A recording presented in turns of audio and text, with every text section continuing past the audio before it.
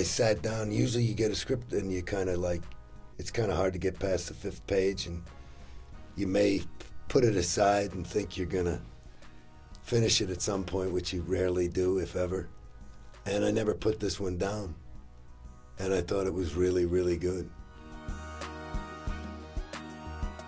I contacted him, I think immediately, and said I'd love to be part of it. And he said, let me think about it. I might want to use Nick Chinley. I said, do whatever's right for the movie, and that's how I feel. I mean, the star of the show is the show. And I know Nick, and, you know, he would have sucked. No. I liked the story, so the big picture, but the micro of just the character of Mauler appealed to me. And it's, if you want to know what it is, I don't know, and maybe that's part of what appeals to me. I mean, obviously, I often get cast as the heavy, and certainly if you're just using my voice, it's kind of a no-brainer. And I'm not a nice person. I'm very kind of mean and violent and intimidating just in life. I like to push people around and hurt them and scare them. So it's really kind of natural to me.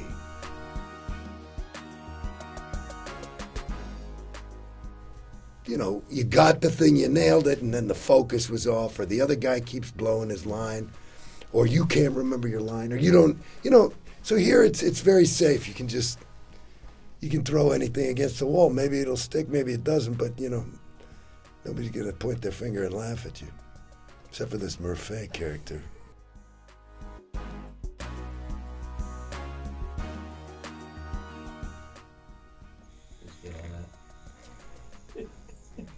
He's gone.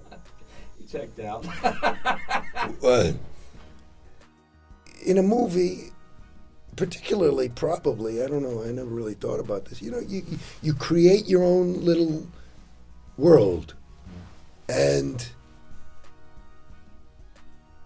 black and white works. It's as long as you're honestly telling the story, it doesn't matter what paints you're using, and I don't know a lot about animated movies, but I know something about storytelling. I don't know, I like animated movies.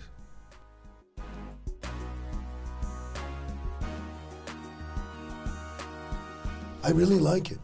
That quote at the top is really interesting. And it's very tricky.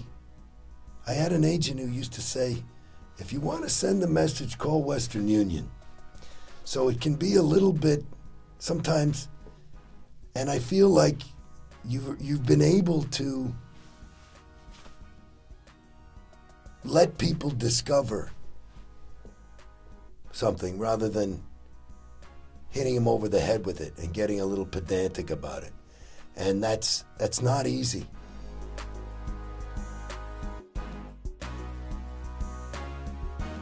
I don't even know for sure, but it's less than you can count on 5 fingers of people who are able to handle power. It's very hard, and even little tiny power, like older brother or cop, let alone president. It's very hard not to be crazy about yourself when everybody's going, you're fabulous.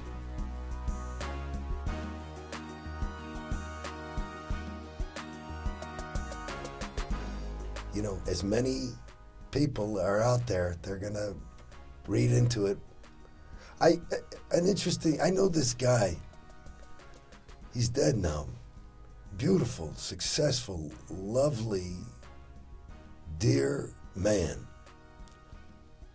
And he was a white guy, and he married a beautiful African-American woman.